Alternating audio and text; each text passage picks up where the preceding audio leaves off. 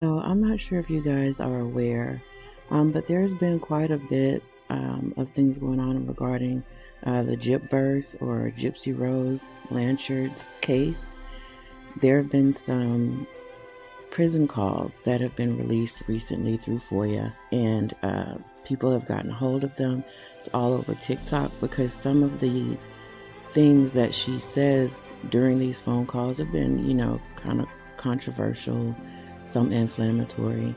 But in this particular phone call, Gypsy shares that she had an assignment through her one of her prison classes where she had to write a victim impact statement, and her victim being her mom, DeeDee, and she had to write the letter to herself. So from DeeDee to herself, Gypsy, and the letter, well, it says a lot.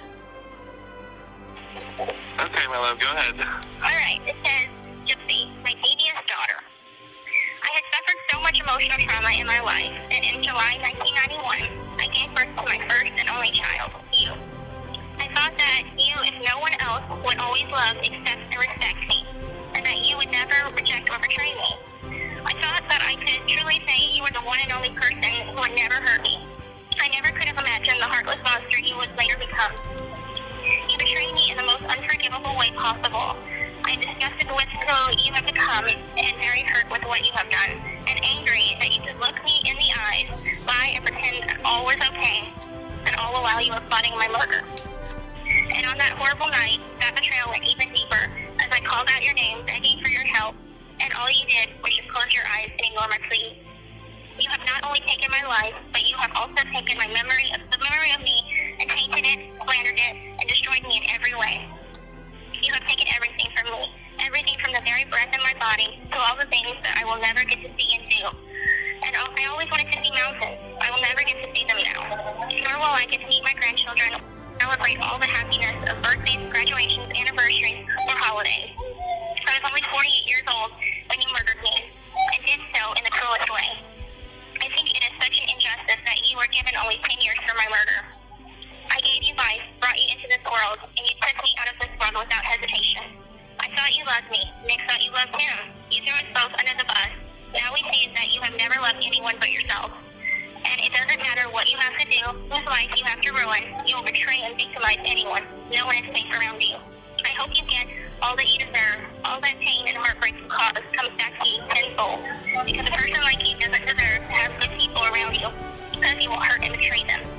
I pray that you will never experience a restful night's sleep, and that the sound of my cries and begging for your mercy and help echoes in your mind and leaves you with the fact that you and your choices are responsible for my death, and I pray that choice haunts me forever. Did you catch? So I think the thing that there are a couple of things that stand out, particularly to me, regarding this letter she wrote to herself from her mom. One of the things that really have given me unrest regarding Gypsy-Rose's case is how she continues to defame her mother, how she continues to talk negatively about her. When everyone that's looked at this case and seen like the FOIAs and, listened to the prison calls and things like that, you've seen the medical documents, like we know the truth. And for her to know that truth and continue to defame her mother in like the worst ways, the way she talks about her, the way she lies on her, things like that, the dead can't defend themselves. And there's absolutely no reason for her to continue to defame and talk about her mother in the manner that she does. Even if her mother was the monster that she claims her to be.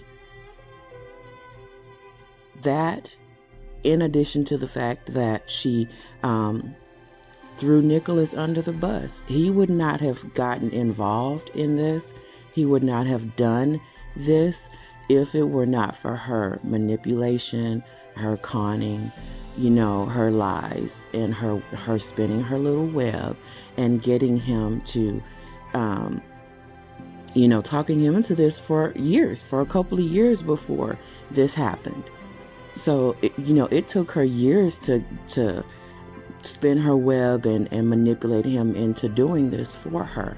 Had he not been, you know how some men have that thing where they want, they Captain Save-A-Hose, had he not felt the need to protect her, had he not felt that he was protecting her and keeping her safe from a monster, he wouldn't have done this.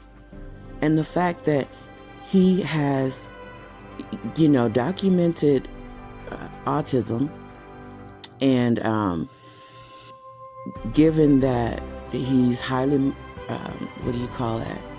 He's easily manipulated, and given those things, I just have a strong problem with her being the reason that he's there.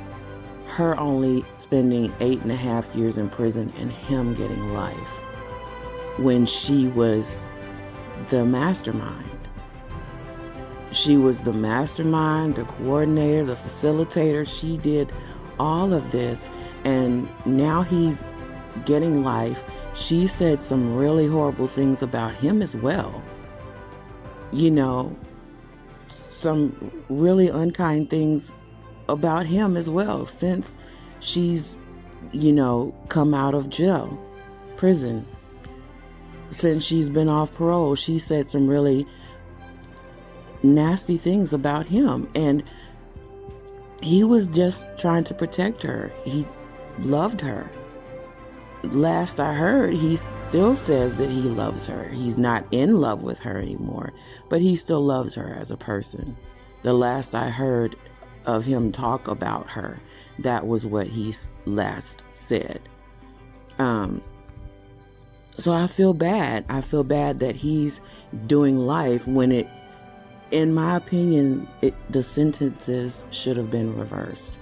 He should have been the one doing the 8.5 years, and she should have done life, because this was all her web and her manipulation and her lies and all of that. It was all because of her.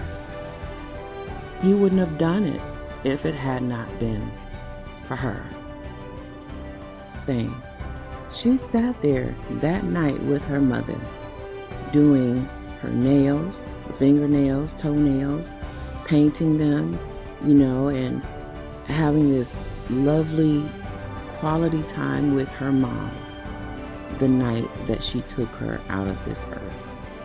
And she sat there doing that, knowing that she had bought the instrument that would be used, that she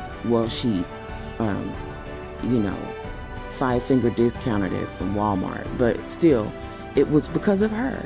And she knew also that she had paid for Nicholas's ticket down there so that he could do this for her. She paid for it. Had she not 5-finger discounted the implement, and had she not bought his ticket, again, this would not have happened. He didn't have money to get down there. In addition to the fact that Nicholas was living on a Social Security disability income. He was getting a check every month for his autism, for his illness. Again, I have an issue with the way that she found this boy, that she manipulated him and lied to him for more than 2 years. Then she 5-finger discounted the instrument and paid him, sent him money to get for his ticket to come from his state to hers, from his location to hers, in order to do this, to quote, save, unquote, her from her mom, the monster. Again, He did all of this to save her, and he got life, and she got 8.5 years. Well, 10, but you only serve 85% of it, so 8.5 years was what she did in prison for a crime that she coordinated, facilitated, paid for, that she did all of this for. And so this letter here allows me to know that she has an awareness, that she's completely aware of how she defames her mom, how she speaks horribly about Nicholas, how she manipulated, how she lied, looked her mom in her face and smiled and spent quality time with her the night of, knowing that she was going to take her out of this world. She has that full awareness. And because she has that full awareness, and given what I know about this case, I have no way of looking at her as any innocent party. I can't see her as, oh, she was, her mother mistreated her and she had no other options. That's a lie. It's a lie. Now, people over in her camp, I guess it's easier for them to believe those mistruths. It's kind of like how people that follow this current administration don't believe that he's a racist. They choose, it's a choice. Past a certain point, you're choosing to believe the lie. You're willingly going along with it. And I strongly believe that. People that follow Gypsy-Rose Blanchard are doing so knowing, because the information is out there. The medical records are out there. There's no way that you don't know a large percentage of the truth, and the truth that we know is incriminating enough against her to where I don't understand how this case hasn't been reopened. The way she perjured herself, lied on the stand, the things that I just don't understand. I don't understand. But there's no way that I look at her as any innocent person, any innocent party, or any, victim in any way. When she is made victims, she has made multiple victims without remorse. So anybody that comes to me talking about, oh, Gypsy-Rose was this, or the victim of this, blah, blah, miss me with that. She's no victim. She's calculated. She's unremorseful.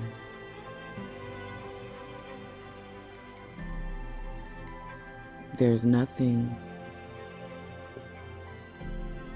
of a victim about this girl. So, that being said, if you'd like, we can further discuss it in the comment section down below. If you have something that you'd like to say about it, do feel free.